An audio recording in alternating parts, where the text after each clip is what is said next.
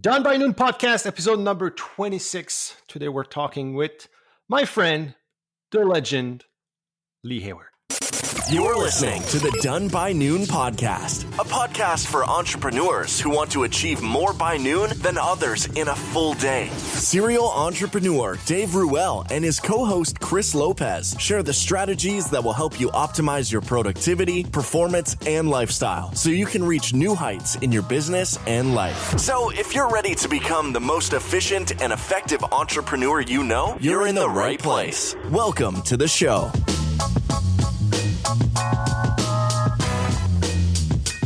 This episode is brought to you by the Epic Planner, the first planner made for the entrepreneurial brain. It's easy to fill your day with busy work. You feel like you're getting a lot done. But if you don't make time for bigger projects, you're just spinning your wheels and hurting your business. The Epic Planner is backed by a complete system to strategically plan your next 90 days. Break down projects into actionable bite-sized pieces. Optimize your work week and implement sustainable performance habits in the process. To learn more about the Epic Planner, go to www.epic.co. That's EFFIC.co. And use coupon code PODCAST at checkout to receive 10% off your order. Now, back to Dave and Chris.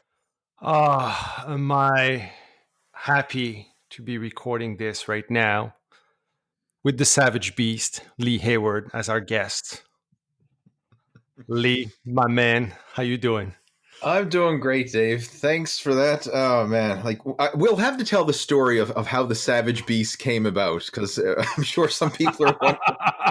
Well, I want to hear this story. The story of the Savage Beast. Oh, my God. But yeah, it's awesome to be here, Dave. I mean, thanks for doing this and inviting me onto your podcast. I mean, it's been a while since we've actually hung out together and spoke, so it's great to just catch up. And again, I'm looking forward to taking the listeners down a trip through memory lane and just kind of sharing some of the stories and the adventures that we've been on when it comes to this whole online adventure and life in general. I mean, it's been quite a journey for sure. Well, yeah, we have a long list of memories and great history together. By the way, if you read the Done by Noon book, Lee's probably the first person that you read about because he's in the introduction. But you know, you were the first person that I met who was actually making a full-time living from the internet. Right. And you hear about these people, right? But actually, at the time, we're talking 2007 now, you were hearing about people making money online, but actually meeting one. And actually there was quite a surprise because I was getting kind of interested into that world. And all of a sudden I kind of had no idea what you were doing because when we met, so you and I were bodybuilding together. So we were on the local circuit, and I was traveling to St. John's and I remember I was traveling to St. John's for that show for the Heavyweights Classic, and I remember posting on the message board. Remember, the Heavyweights message board. That's right. If someone I had no money at the time, I was just I was at a regular job, and I was just I asked on the message board if someone wanted to share a hotel room or something in town because I was trying to save a bit of money. And actually you answered within minutes and you're like, hey, listen, I'm competing too. And if you want, you can stay at the house. I got to pull out couch in the basement, just come and crash. And that was so cool, man, because I mean, we knew each other from the board and stuff, and I knew who you were, but I didn't know exactly what you were doing. I knew you had a blog, but I didn't know you actually were making a living out of it, and you were making a damn good living out of it. I was like, okay. And when it flew in, we met each other and we started talking, and told me that's okay, that kind of opened up the full a world of opportunity. I was like, okay, wow, okay, that thing is real. You can actually make some money online and work. And you had been doing that for a long time because you started LeeHayward.com or Total Fitness Bodybuilding. That's Total Fitness Bodybuilding, the first site, right? Yeah, I started, I mean, if you want, I'll just jump right into the whole story of how this began. But I started my first official website selling programs online back in 1997. That's when I started. And that's crazy. So 1997. So that means now it's 24 years almost? Yeah. Yeah, I mean, that's a long time. And the internet as we know it, it only became legal to do business in 1996. So I've been around since the start of the internet as we know it. You were barely legal. Barely legal. You're what people call a day one, Lee. You are day one. Yeah, right. I mean, I started back when, I'll just give you a big backtrack here now. I mean, I went through high school not knowing how to use a computer, right? Like I did not know how to use a computer. There was no computers in high school when I went. And afterwards, I had a hunch. I said, I think computers are going to be the way of the future. So I better learn how to use a computer. So after high school, I went and did a computer studies course at our local college here. And it was like a one-stop shop when it comes to computers. It covered programming and networking and, how to use basic stuff like Microsoft Office. And one of the courses was website, how to develop an HTML website. And that was one that I really triggered and I took a lot of interest in.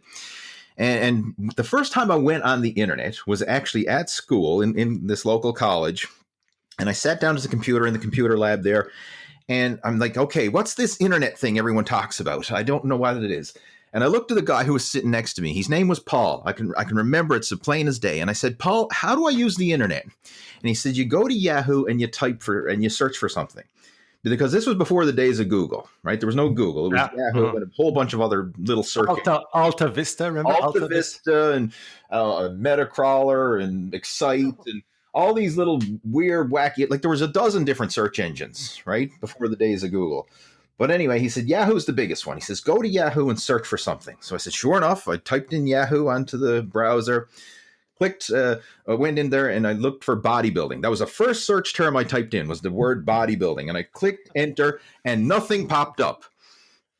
Nothing. The internet was empty. Nothing was there. Like there was some definition saying like, oh, bodybuilding is like lifting weights and building your muscles and stuff like that. But there was no workouts. There was no blogs. There was no videos. There was no content. There was nothing there. So, I mean, I use that as an opportunity because in our course that we were doing, the HTML website development course, we had to do a term project, which was develop a website. So me being a bodybuilding nut, I said, you know what? I'm going to make a bodybuilding website. And I actually put that website online and in 1997, and that's how this all got started. So you were pretty much the first bodybuilding website in the world. Very, very. I mean, besides a few little simple sites that were just explaining terms and definitions of what bodybuilding was. Yeah, it was actually the first site to have like content and programs and all that kind of stuff. That's insane when you think, because you were there even before bodybuilding.com. Yes. Oh, yeah. Imagine if you had bought the name bodybuilding.com. That was one of the sites I typed in. I typed in bodybuilding.com. Like I remember sitting in the computer lab just typing in anything that I could think of .com. So workout.com, nothing. Bodybuilding.com, nothing. Like all these things .com. I didn't know you could actually buy these domain names, by the way. I would have done it. But I was typing in everything and just nothing was coming up. Like the internet was empty, if you can imagine that, right? That's insane. It is. Yeah. I mean, there's some, I don't know, there's some echo there. I'm not sure. Okay. So you started your website, so build first website, HTML, learn how to code. How did you make your first sale? Like, what was it like making your first sale online? The first program that I put together was a bench press program. It was called Blast Your Bench. And that's still available now. That's still available now. I mean, there's go to blastyourbench.com and it's still there. But the reason I made that is because it was a program that I was actually following at the time. And I got some really good results with it. And I said, I could actually put this together and sell it. So this is how it started. Blast Your Bench. I was studying some business at the time, like traditional business. And people were saying, if you can make like 100% markup on a product, like that's really good. And I was thinking, okay. And I was thinking, well, this bench press program, I'm going to print it out on my inkjet printer from home. And I said, what's my cost on this? And I said, well, I factored in the paper and the ink. And I said, well, I'm going to have to send it to people. So I need an envelope and a stamp and all this. I figured my cost on this program is going to be about $1, right? When you factor in the stamp and the paper and the ink and that. And I said, I'm going to sell it for $2. That's what I'm going to do. I'm going to have 100% markup on this bench press program. Amazing. So I listed it on my website Lee Hayward's Blast Your Bench, and I did my best sales pitch that I could on that website. Buy it now for $2. Of course, there was no way to accept credit cards online, so I said, send cash, check, or money order to Lee Hayward, and I put my address there. And I set that up, and nothing happened. It was just like crickets chirping, crickets chirping. And then about 3 or 4 months later, my dad went to the post office, and he came back and he said, Lee, there's a couple letters from the United States here in the mail. He says, who's mailing you? I said, what? Let me see. So I ripped open those envelopes, and sure enough, they were 2 orders for Blast Your Bench. So my first day of business, my first day of sales, I brought in $4. Yes. Yes. It was 4 $1 bills. That's what it was. US $1 bills wrapped up in a piece of paper with the order form that they printed off. Send me Blast Your Bench. So people send you US dollars? Yes. So you could not actually use it in Canada.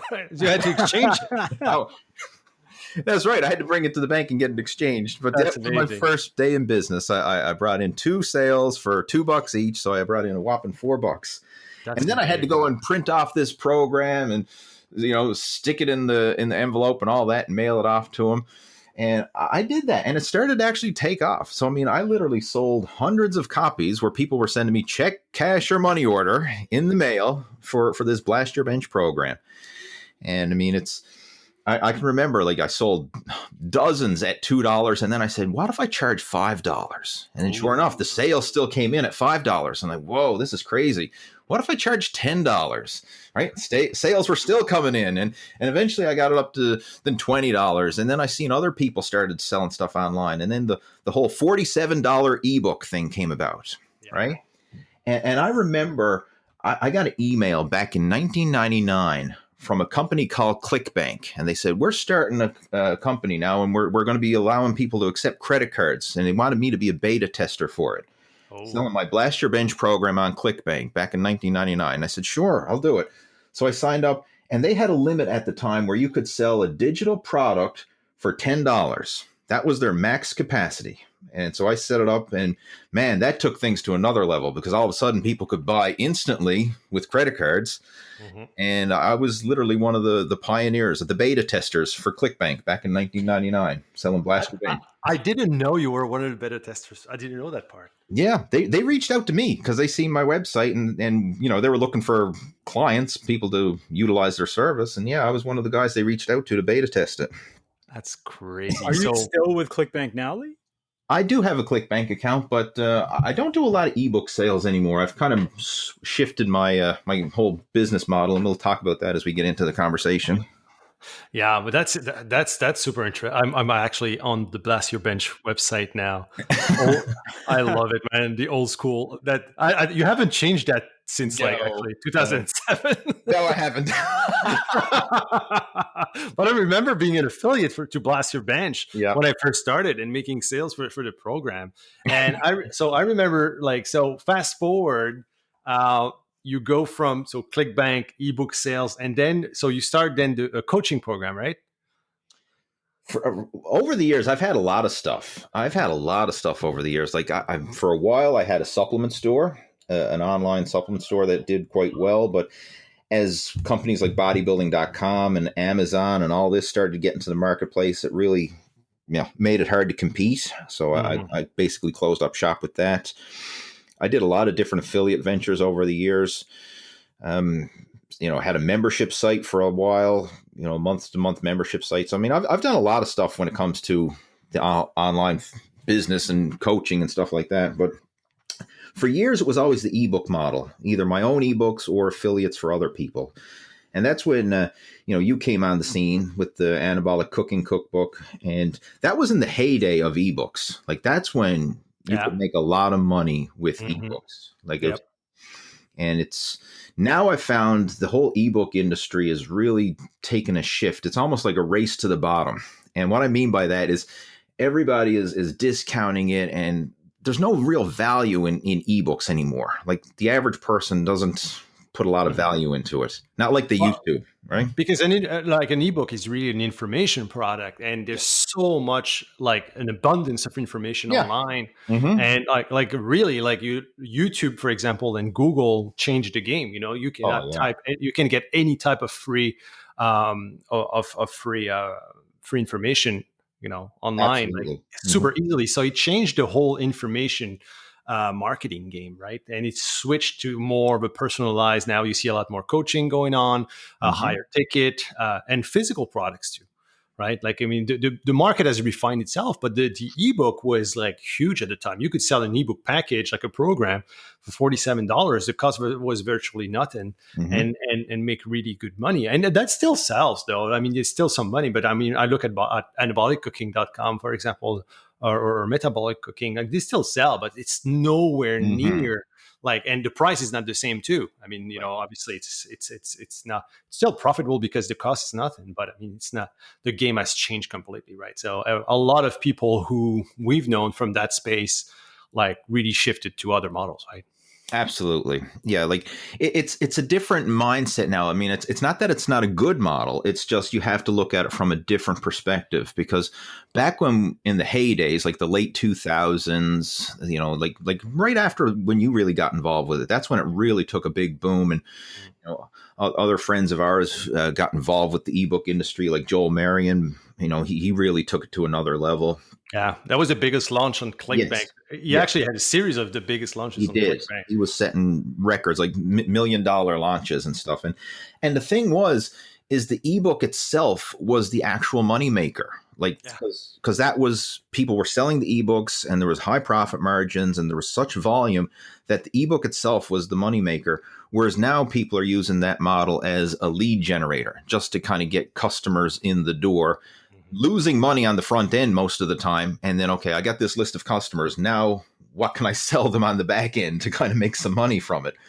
Whereas when we were doing it in the heyday, all the money was on the front end. You made money as you made money right away. Yeah, I know. Away. Yeah, it was literally printing money. You needed, like, obviously, like, to run traffic to it, but it was easy, man. It was simple and easy. And but the funny story is that Vince Del Monte, who was your talk about this Vinny story. Vince Del Monte. I mean, I'm sure a lot of your listeners probably know of Vince. I mean, he's a friend of ours. We've both, been mentored by him, and I've helped him get started online. It's very similar to how I got you started online back in the day. Vince Del Monte, he now has a big coaching business where he's helping other entrepreneurs and stuff like that. But he was very big into the ebook fitness scene with multiple programs. Myself and Vince even joint ventured on a program, and it was one of the biggest muscle building programs in ClickBank's history. There was 21-day fast mass building, and that was the Camaro launch. Right. Did you launch at Buddy Camaro? About a Camaro back in 2011. That was when the new Camaro was, that 5th generation Camaro first hit the scene, and I went out and got one. Yeah. But so I mean, that's bottom line. Like, Vince, back in 2002, he bought an ebook that I was selling at the time. It was a supplement guide that I had published and was selling through ClickBank. He bought it, and that was the first thing that he ever bought online. Listen to that, Lopez. Listen to that. The first product he ever bought was my ebook, right? And this is the kicker. Now, he bought it. It was a PDF download. And then he emailed me after he bought it. And he says, I don't know how to open this thing. He says, I never had a PDF before. and I'm like, shit, he's going to want a refund. He doesn't know how to open this program. He's going to want a refund. And I'm like, man, I'm no way am I losing a sale on this. I'm not losing these $5, baby. Right? So what I did is I printed off the whole ebook. It was like 100 pages. I printed it off on my inkjet printer at home. And I stuffed it in an envelope and I mailed it to him. No, you didn't. And he still has that printed off copy of the ebook to this day. He kept it. He still has it. It's stapled together. Just all it is just computer paper stapled together, 100 pages, printed off from an inkjet printer. That was the first thing he ever ordered online. It's vintage. Oh, yeah. So he's got that. And then he followed that program, got some good results from it. And then a few weeks later, or a few months later, whatever it was, he emailed me and said, I'm getting ready to do a fitness model competition. He says, can you help me, fine tune my contest prep? Like, how do I handle, carb loading and water depletion and all that old stuff? And sure enough, I was emailing Vince back and forth, helping him lead up to his contest prep. And after he competed, he emailed me the photos and said, thanks for your help. Oh, this is so great, blah, blah, blah. And then a few weeks later, I get another email. He says, I want to do what you're doing. He says, I want to sell stuff online just like you're doing. And I was like, well, I kind of gave him a few tips and suggestions at the time. And there was a course back in the day. What was it called? It was marketingtips.com. I believe it was Corey Rudell was the guy who made this. Unfortunately, Corey got killed in a car crash back in the day, but he was like the first internet marketing guru, the guy who was teaching people how to do business online. And anyway, he had a course that I had bought, like a 3-ring binder course. And I recommended Vince. I said, go get a copy of that. That'll teach you how to do marketing online. And so sure enough, Vince went ahead and got that program. And here's the big kicker that really differentiated where Vince went and where I went. He's bought the program directly from Corey's team. Like he went to Corey's website, bought the course through him. And then sure enough, they called him afterwards and upsold him into a coaching program. Whereas I went and took the cheap way out and I found a used copy off eBay and bought it. So I had the 3-ring binder course, had all the content, but of course, where I bought it off eBay, I wasn't on their email list and I didn't get followed up with coaching afterwards. So Vince followed up, got the one-on-one coaching. I just had the course itself and was trying to figure it out on my own. Fast forward, here we are 20 years later or whatever it is, or 15 years later, something like that. Vince has got a multi-million-dollar business, and now I'm actually trying to learn from him, right? So it's kind of went full circle, right? It just goes to show the power of coaching. Yeah, you were Vince's first mentor, right? Just like you were mine, and the thing is that when we met, so we met in 2007, we launched our first website, and I remember, so 2009, you call me and you're like, Vince Del Monte wants to do a mastermind. Right. It was like when masterminds were brand new, right? It's like, he wants to do a mastermind and really show us like how he actually brought his business there, because he knows what he's doing and he's the top fitness guy. And I can actually put a word in for you, see if you can get in. Yep, I remember that. So and we're like, and it was 10 grand to get into Vince's mastermind, and that was Vince's first ever mastermind, and he was nervous as fuck. He's telling me now, it's like, you were like the first guy that I was actually getting on the phone that I didn't know that I needed to close. And I was so nervous that, I would not close the deal, but I was sold. I was like, for me, I was like, yeah, I hope I can get in. Right. And I get on the phone with Vince, and within 10 seconds, I'm in, man, I'm in. And he's like, what? I didn't, like, it was like, wait, let me practice. I know, it was like, you were my first coaching close and then and we joined that mastermind and it really created a fantastic group, and even to this day, friends that guys like Mike Westerdahl, who's also an OG in the space. Critical Bench were the first. I think Critical Bench was the first huge bodybuilding muscle building website online, and it was all same thing, HTML coded, right? Huge ramifications. And Mike was there. Who was there again?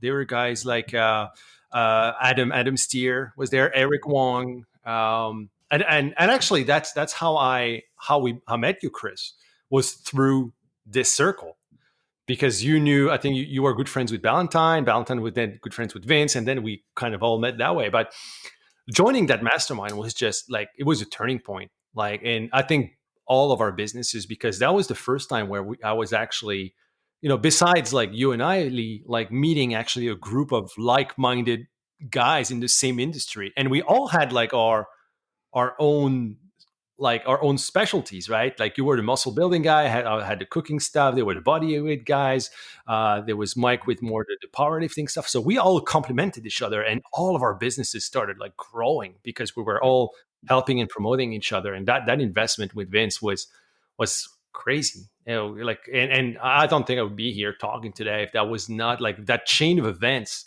hadn't happened, right? And to this day, Vinny's one of my close buddies. Flavia and Karen are pretty much BFFs. And that was thinking that, man, putting all together, how I went from going to a bodybuilding show, meeting you, and like that's just crazy for me to think about it. And let's talk about that show for a sec, Lee. Yeah. Let's talk about that show. So Chris, Lee and I, like, we get in that show, and then I remember we were on their couch and we were watching TV, your tube TV in the living room, and we're like, hey, that would be cool if we both like go to the overall. And we were both laughing, right? Not thinking it would happen, but guess what?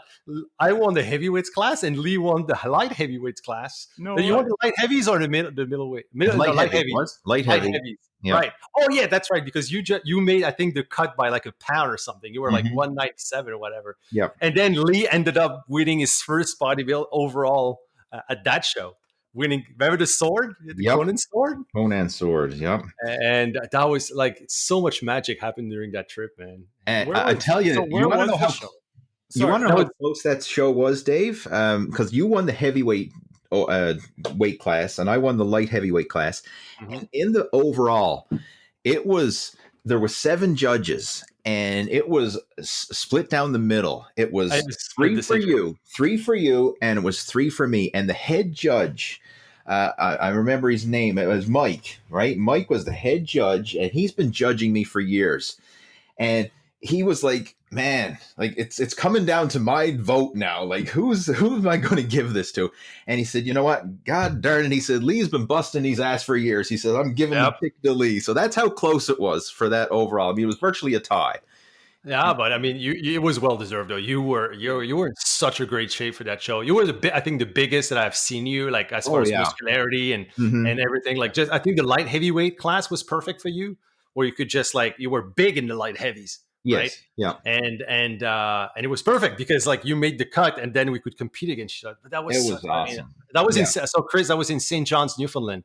Mhm. So in Lee's hometown, yeah. So it was just fantastic experience. So fast forward to now. I mean, you've done that for a while. You have other stuff too. You do real estate as well, right? Yes. You have like some Still rental doing it. properties. Yeah, I've got a bunch of rental units. I mean, we're still, as we speak now, going through some renovations with rental properties and stuff like that. But that's a business in itself. That's what I tell people. I said, what I do in the real world off the internet is I own and manage real estate. But I said, on the web now, I'm a fitness coach, right?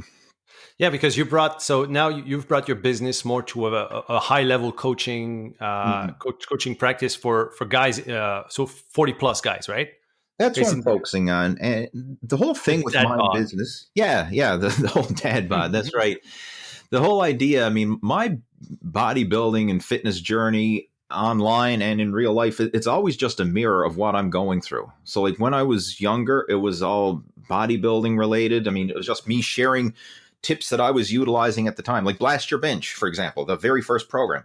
I was following that at the time. It worked for me, and then I shared it online. And then I got into creating programs to help people get ready for competition. You know, I had a book called Your First Bodybuilding Competition, sold that online, had a whole bunch of different programs, and they were all geared around what I was doing myself and just basically sharing my own journey. And then as I've gotten older, became a dad and then trying to lose the dad bod, now I'm sharing that journey, right? So it's always just mirroring what I'm doing in real life. And I find that works really good because I can relate to people at that level. I'm not trying to sell to people that I can't relate to or that I'm not a part of. Like, Right. I always get a kick out of it when I see like, guys trying to coach ladies or ladies trying to coach men or someone who's not who their target audience is trying to coach. And I'm not saying you can't make it work. Don't get me wrong. I'm not saying that, but it's such an easier task of coaching and connecting and relating when you're sitting at the same side of the table as somebody and you understand the challenges they're going through. Like I can talk to dads over 40 because I'm a dad over 40. I know the challenges that go along with it. And it's such an easy transition, an easy conversation. So that's why I like to focus on that when it comes to my business. It's always a mirror of what I'm going through myself. Right. And you stayed always like focused on your things, right? You stayed focused on bodybuilding, on that side, and the lifestyle too. I mean, that's a one thing that struck me when I met you and like I witnessed your lifestyle. And that was you were the first person who was living it. But the fact that at the time, and I think Trish had left her job to work full time with you. I remember you were still doing the mail orders for the supplements, and she was mailing for you and taking care of customer support. And I was like, this is so cool. You guys wake up together. You do, you do your own things, and you have that kind of life was cool. It was relaxed. There was not like waking up, having to go to work and doing this and doing that. The whole pace was very, very, very calm. And that's what I wanted, the most is to have that. Right. And that was the biggest inspiration for me. I was like, okay, this is what it looks like. This is what, like, for me, like deciding to create an online business, but mostly for their lifestyle, not just the money or, the fame or whatever it is, but I was looking for a quote by Eric Cressy. You guys all know Eric. That Eric now is a prep coach, strength and conditioning guy for the New York Yankees. Oh, really? I didn't know that. Wow. Yeah. So I learned that. He I think he got hired last year. He still has these 2 Cressy Performance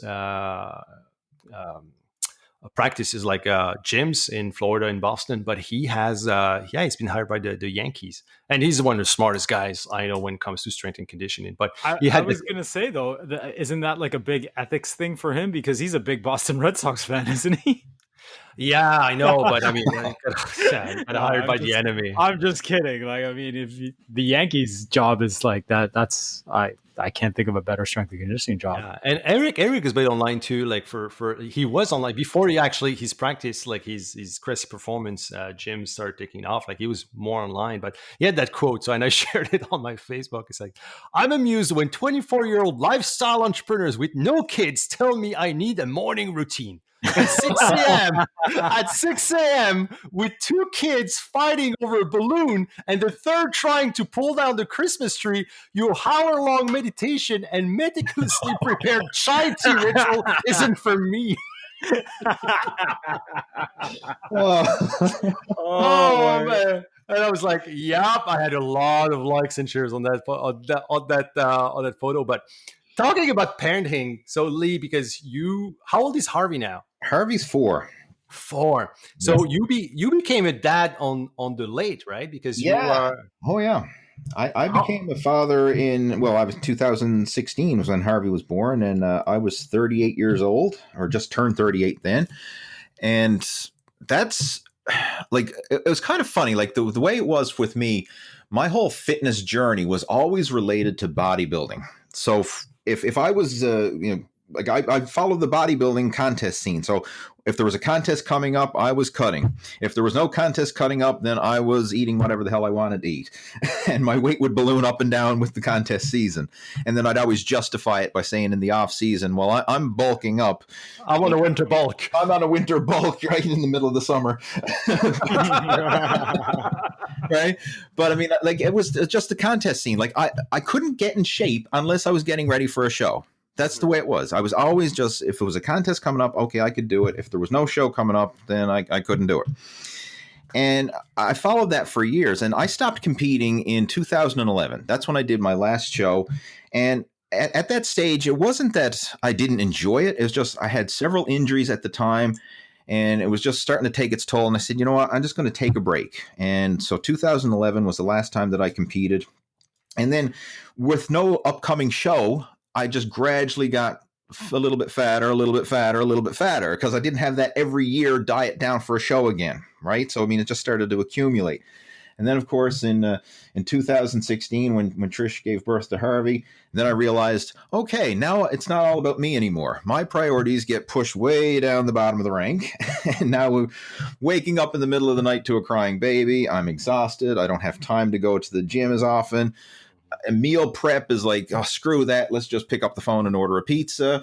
It's all these little decisions, right? All those little things started to stack up. And within a couple of years, then I'm looking at myself in the mirror and I'm like, I don't recognize this fat slob looking back at me. Like, what the hell happened? Like, where's Lee Hayward, the former competitive bodybuilder? Like, he's not looking back at me in the mirror. I mean, I had, my waist was over 40 inches. My gut stuck out further than my chest, and I had rolls of back fat. I'm like, oh shit, this is gross.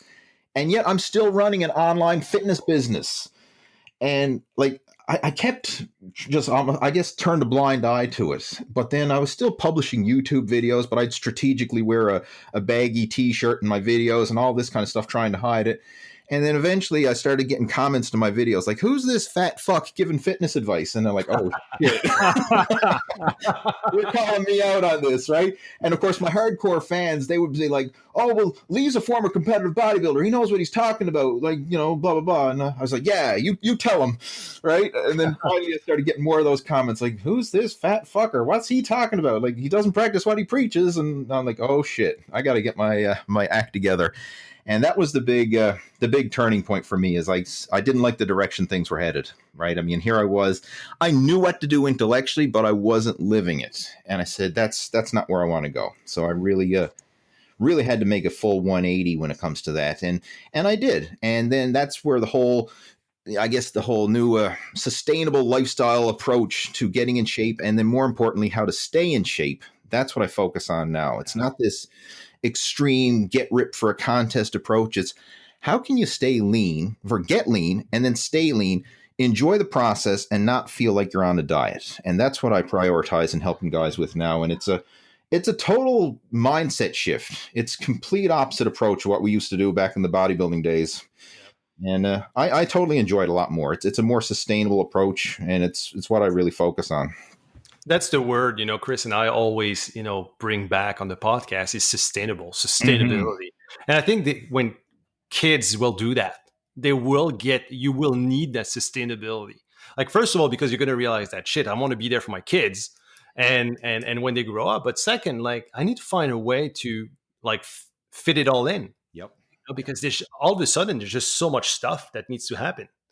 Like, and it's funny because when you don't have kids, you're always like trying, I would have solutions for parents with kids. Like, I don't, and like, we laugh about it now, but yep. We were thinking that way too. It's like, you think, but you have no freaking clue. Mm-hmm. And there's so many things, and it's the best thing, but it's also the most challenging things, right? So, but yeah, man, you get back in killer shape. I mean, I see your progress pictures. I'm like, man, Lee's back, and I mean, you're not really far off from your contest shape like that you were in before. No. I mean, like, honestly, where I kind of walk around as a normal is probably where I would be, maybe like 6 or 8 weeks out from a contest. Yeah. And I've kind of maintained that. And I'll share the big secret behind all this. And this is something I teach my coaching students, and I just go over. It's being good enough, but good enough consistently. That's the mindset. It's just good enough, but good enough consistently. So I don't care about being perfect or hardcore or extreme or none of that stuff, because that's not sustainable. Like, you can't sustain pedal to the metal. But you can sustain a nice, slow, steady cruise control. That's an analogy, right? And that's what I do. It's just good enough, but good enough consistently.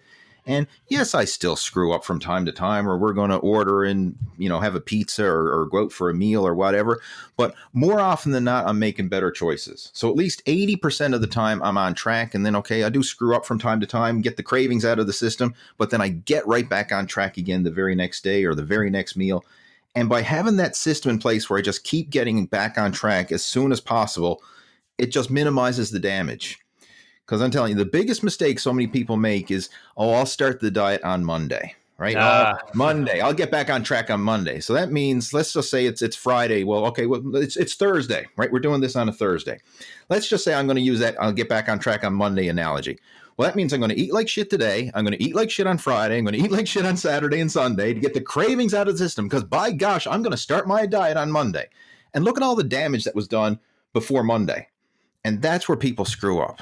So if I have a cheat meal tonight, I'm getting back on track tomorrow. I'm not waiting until Monday, right? So that's the analogy. And it's such a simple shift, but such a powerful one. And if you live with that, I mean, that's the biggest change right there, is just getting back on track and not having this, letting a little derail stop the whole process, right? So it is a mindset shift. I mean, whereas when we were bodybuilding, like, I used to go 12 weeks, no cheat meals, and monitoring and weighing everything and just like going extreme hardcore for months on end and hating every minute of it, just waiting for that contest to be over so I could hit up the all-you-can-eat buffet and the pizza place and the bakery and the ice cream shop. And Yep. oh man, it's a different mindset altogether. So good enough, but good enough consistently. And man, it's just made a world of difference. What has changed? Like, how did you adapt your training? Like, how did your training change over the years? Like, compare like from your bodybuilding years to now? Because I don't know, like, I realized that, we were both pretty not hardcore, but we were lifting heavy weights and, going pretty seriously at it.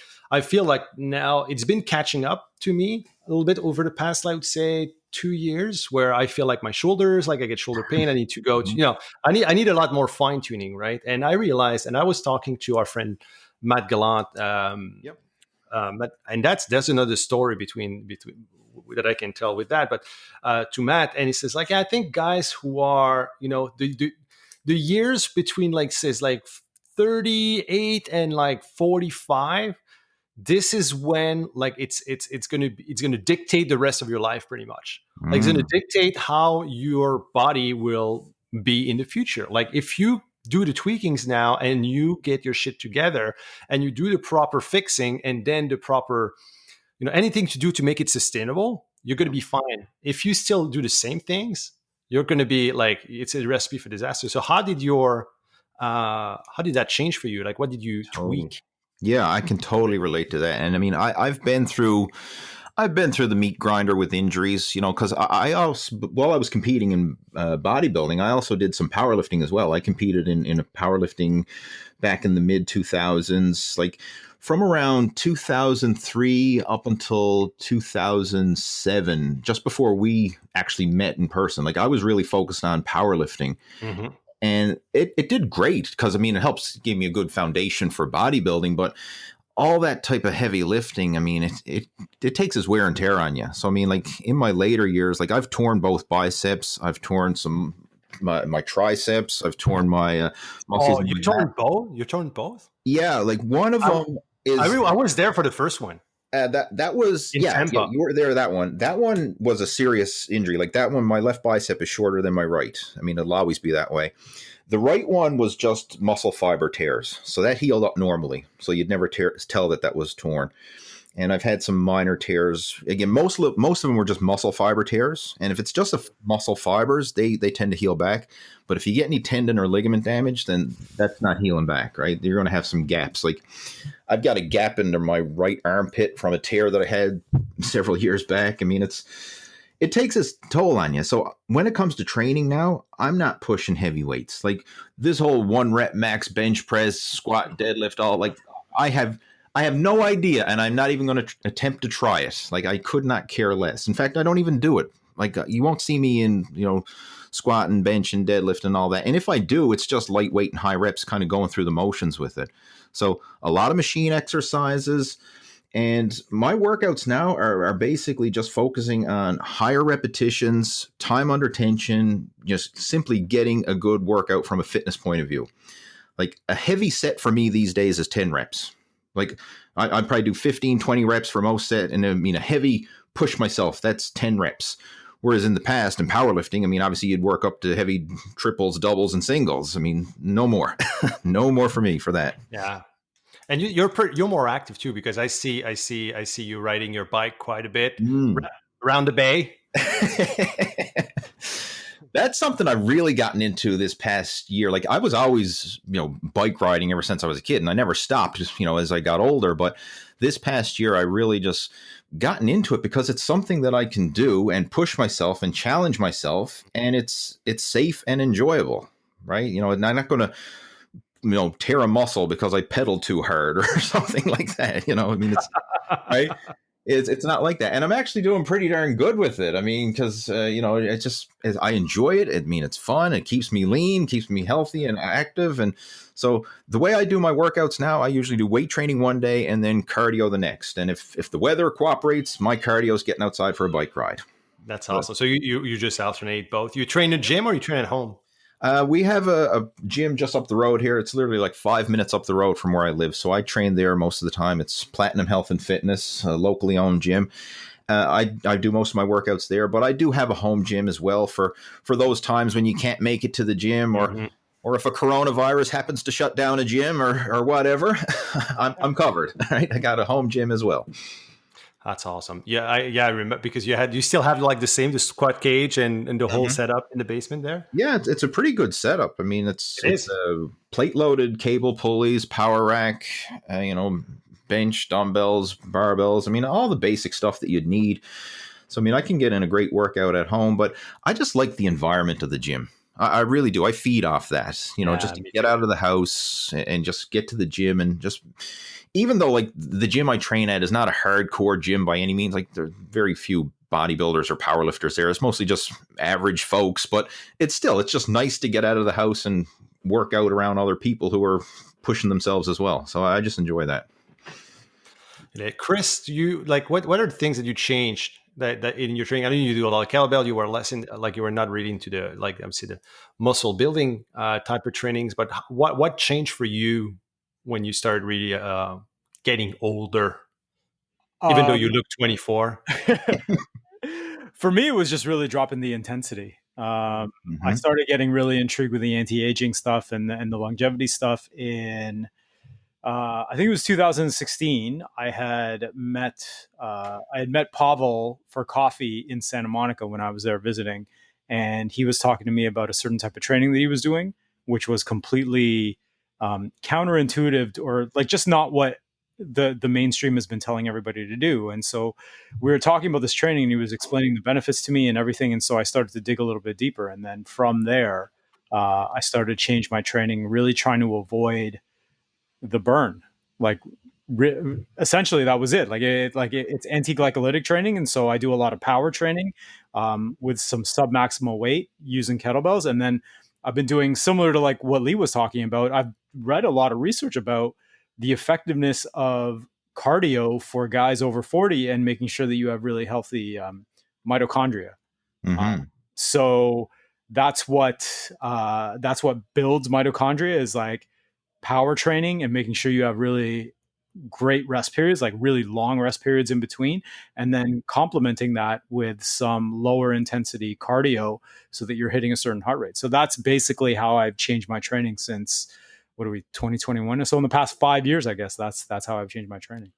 Yeah. And same thing, I think you need to adapt with nutrition and supplementation and everything, right? We're going to have Matt. So Matt, breaking news, Matt Gallant, I scheduled Matt Gallant for the series of actually interviews. He's going to come back regularly to educate us on different things, but especially when it comes to sleep, when it comes to digestion, when it, brain, brain fitness as well.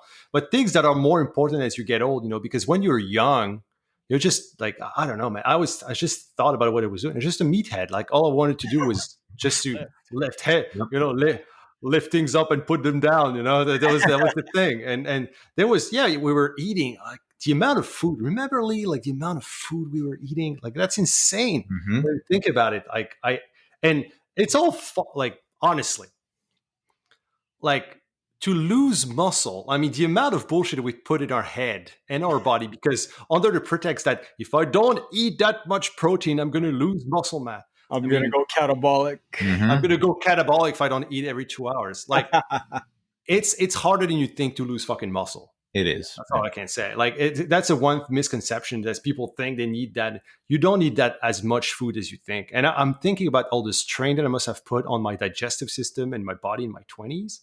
I mean, like, I realized that now, but I was not realizing it right at the time. So, yeah. So how's your nutrition now? Like, do you feel like, are you more like the same thing, sustainable? You follow a little bit of everything, or you just you follow something more a little bit stricter? What's your approach? For me, I mean, I focus on a sustainable approach, and I've got a few like non-negotiable habits that I focus on. One is, every single meal, I'm going to have some sort of vegetables and protein. That's the foundation of my meals right there, vegetables and protein. And if for some reason I can't get solid food vegetables or solid food protein, that's when I'll incorporate supplements. So like a greens powder to supplement the vegetables, or a protein powder to supplement the protein. But that's my base for every meal, breakfast, lunch, dinner, snacks, doesn't matter. It's vegetables and protein. and then I'll fill up on some carbohydrates or fat or whatever afterwards. Even if I'm going to have some junk food, I will fill up on vegetables and protein first, so that I'm pre-filling the belly and taking the edge off my hunger. So then if I do have some junk food afterwards, it takes a lot less food to fill me up. I remember that technique, man. The huge bowl, the huge salad bowl. Exactly. Mm-hmm. So I remember that. Like Lee was just eating out of his big white salad bowl. He was eating a lot of salad. And it's like it was a cake mixing bowl. That's what I used. These big cake mixing bowls, and that's what I put my salads in, right? But he was just filling up, right? And it was like, I'm not just less hungry. And there's like not that many calories in that salad. And I thought that was so great. For me, like that really helped me through my contest too. Oh yeah. Like I was so hungry, and instead of like caving in, I was just getting a huge bowl of salad, man. That's a really great take-home strategy for the listeners too. I mean, if you're trying to lose weight, the cake mixing bowl strategy. But that's what I do. I mean, like, for example, like a couple weeks ago, we ordered a pizza, and like, I love pizza as much as the next person. Don't get me wrong, but I have a different strategy now that I can eat my pizza and stay lean in the process. So in the past, back in the fat dad bod days of me, what I would do is I'd order the biggest jumbo size pizza that the pizza place offered. And then I would stuff myself with pizza, and then I'd have leftovers the next day. Now, if we order a pizza, we're just going to get a medium or a small or whatever, just like maybe 2 or 3 slices max each. That's it. And what I'll do is I'll start off with a big garden salad, and then I usually just chop up a chicken breast, put in there. So I'm getting a good serving of vegetables, good serving of protein, and I'll fill up on that. And then I'll have like 1 or 2 slices of pizza afterwards. And like, I'm stuffed. I can't eat anymore.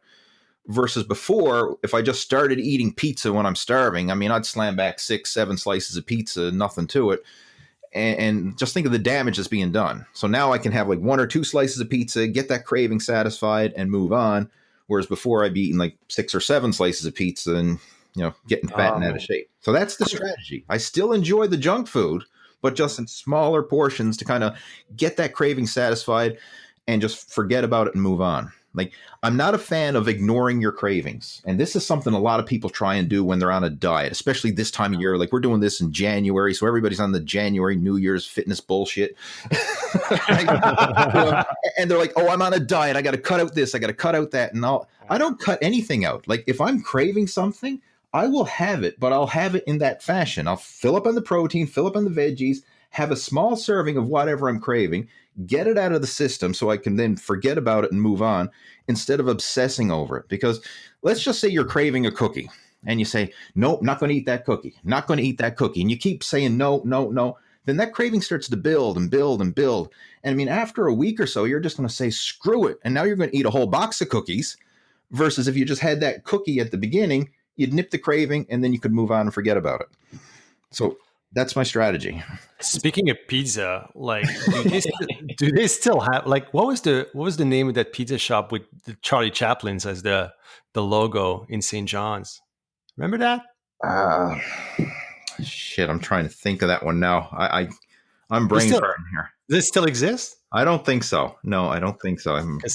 These were the memories as a kid when we were driving up to St. John's, and there was like it was right like on the. Like when we were getting in town, and it was right there. And I remember we were always ordering from that place, but I can't remember the name of that place. And it was pretty damn good pizza. Yeah,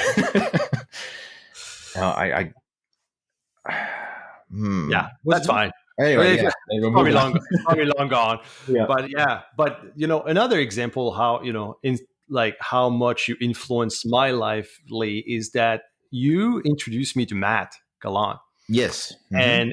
And you, like, that's funny. You introduced me to Vince, who became like our first, online, like, real coach who really boosted our businesses.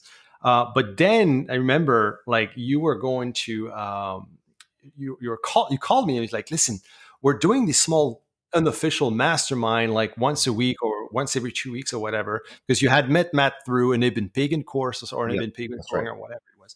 And you're like, there's a guy who's leaving, and there's a spot open. And Matt has been asking about you because he knows me, and he likes your marketing and he likes your product. And he's like, your name came up. Do you want to join in? I was like, yeah, sure. And Matt, I like, he's from Moncton, New Brunswick, and I was living in Moncton. I lived there for 10 years. So I was living in Moncton, New Brunswick at the time. So we had stuff in common. And, next one thing led to another, and Matt getting like a year later, and Matt and I get in business together. And then we founded Balboa and Bioptimizers.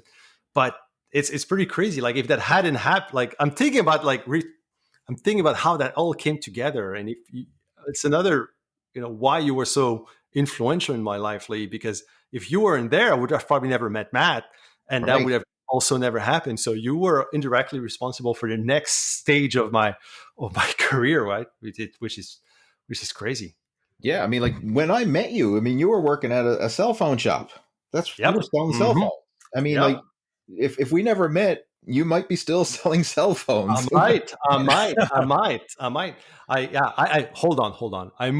I moved up to regional managers. Oh, okay. Yeah, after a while. No, but I mean, and then like when I decided to launch the first business and going full time, I left that. It was actually well paying when I was into a management position. But yeah, no, when we met, that's what I was doing out of school, no job, but there were a lot of great. There was a great time because this is where I really learned how to sell. Like honestly, there's nothing like glamorous about it, but I learned how to, sell, upsell, downsell, cross sell, and all these basic sales concepts that I think everybody should have, right? And they came in super, super, useful. But yeah, man, it's a crazy journey when you think about it. And when I always say, and Chris and I say, like, well, yeah, we're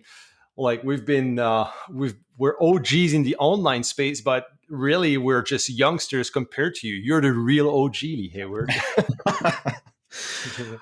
Oh man, I appreciate that. But I mean, it's when you look at it, even like the way things are working now, like the internet is just an extension of old school mail order classified ads, right? Like back when I was, how this all got started, my whole interest in starting an internet-based business to begin with, is when I was younger, I was really interested in courses that were coming on, like late night TV infomercials that were selling how to start your own mail order business through classified ads in newspapers. And there was a bunch of guys that were the gurus back in the day selling these courses.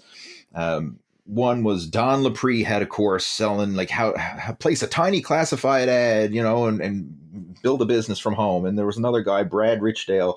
He had a similar course. And I bought up these courses and I started selling, or trying to sell, I should say, through classified ads. So before I ever had a website, I actually took out classified ads in some of the bodybuilding magazines, like Muscle Mag, that's long gone now. I mean, it's back in the day, it was a popular magazine and they were big with classifieds. I actually placed ads for fitness programs in Muscle Mag and never got any bites from it. I mean, it was a flop. I spent the money on the ads, never got anything. And then this was around the time when the internet started to come about. And this is when I started going to school to study computers. So instead of wasting my money on those classified ads, I just switched it to the online space instead. And that actually worked for me. But I mean, this is something, I mean, it's been going on for years, but it's just now with the internet, it's like, it's just open season for everybody. I mean, like you don't need money to buy advertising anymore. I mean, with social media now, it's even a bigger, open season or level playing field for everyone. It's just crazy how it's all evolved. But like this stuff's been going on for years and years and years, long before we've ever been around. Yeah, no, 100%. It was mail order ads, classified ads, that actually got me into the kettlebell stuff, because I bought my very first Pavel book off a Dragon Door ad in the back of, I think it was Muscle Media. Yeah. So Muscle Media, which was what's his name? Bill Phillips. Bill Phillips. Yeah. And John Duquesne had Dragon Door. Mm-hmm. Like, so did it still happen? Like, I met John Duquesne. Holy smokes. That was in Columbus, Ohio, through Mike Westerdahl. That was like, oh man, years and years ago. And I mean, I think John was ready to retire and his daughter was taking the business. But does that business still exist? Yeah, Dragon Door's still around. I actually spoke to John a few months ago. We still keep in touch. How old is John now? I mean, he must be close to 70 now. I really don't know. I would say more than that, no? I know. I hope not. Maybe. Yeah, careful. I met John through. Hey, John, we think you look younger if you're listening. No. But I mean, like John has been at it. Like has been it's same thing. He has OG status in the space, right? Oh like, yeah, Yes. Big time. Mm-hmm. Wow. Lee Hayward, my savage beast friend.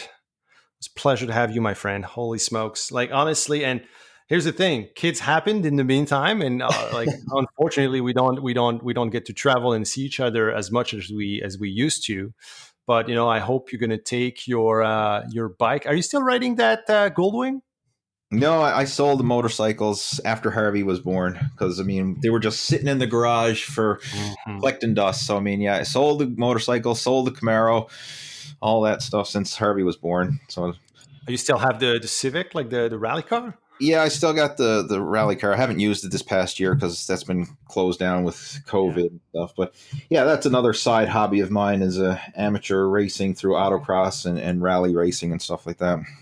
Yeah, man. So the kids change things. Obviously, They do. But I really hope I'm going to get to see you soon because we haven't seen each other in like 2 years now, and even at that time it had been a while since we saw each other. Oh yeah, but yeah, man, it's just a pleasure to have you on the podcast. And I'm sure you're going to be back at some point. You always offer great wisdom and great insights on everything. How can people see if you have a dad bod and want to do something about it? How can people get in touch with Lee Hayward? Well, if you're on social media, the most active place that I'm at now is Facebook. So, if you just do a search for Lee Hayward or Lee Hayward's Total Fitness Bodybuilding on Facebook, that'd be an easy way to get in touch with me. You mean you're not dancing on TikTok? I'm not on TikTok. No, you're not doing that. I want to see Lee Hayward dance on TikTok. I don't have a TikTok account. Like I'm old school when it comes to social media. I don't have I do have an Instagram account, but I'm not very active there. But Facebook, that's where I'm most active. So if anybody wants to connect with me through social media, Facebook's the place to go. I've got over 1,000 videos up on YouTube. If you do a search for Hayward's Total Fitness Bodybuilding, I still post there, but not quite as often as I have. Still have a shitload of subscribers. We're almost 300,000, right? Yeah, it's still a lot of subscribers, but the biggest place that I focus now is Facebook. And the thing I like about Facebook is it's a two-way conversation, whereas YouTube, it's just that one-way conversation, right? You're just publishing videos, but you can't. Yes, you can chat in the comments, but it's not the same as with Facebook where you can actually have that two-way conversation with people. That's right. So that's the easiest way to get in touch with me. And if anybody's interested about the whole sustainable coaching program for men over 40, muscleafter40blueprint.com. That's my website where I basically share the story of how that whole program came about. And if anybody's interested in following it, they can certainly contact me through there as well. So again, it's muscleafter40blueprint.com.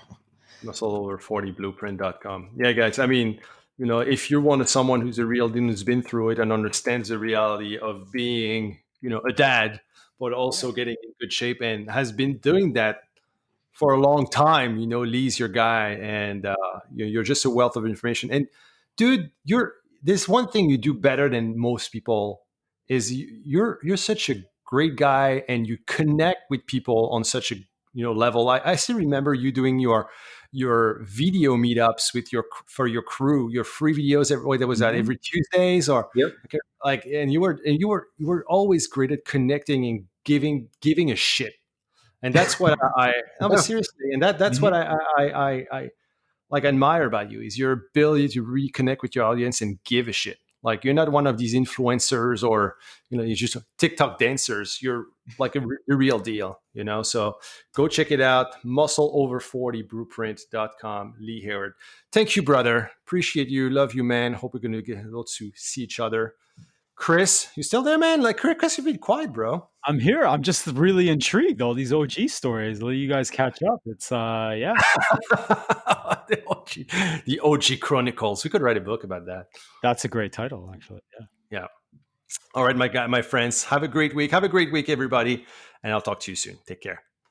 You have just listened to the Done by Noon podcast. If you are interested in hearing more, do not hesitate to subscribe to our channel. Click on the 5 stars or check out our free tools and trainings at donebynoonpodcast.com. Thanks again for listening and stay awesome. We'll see you next time.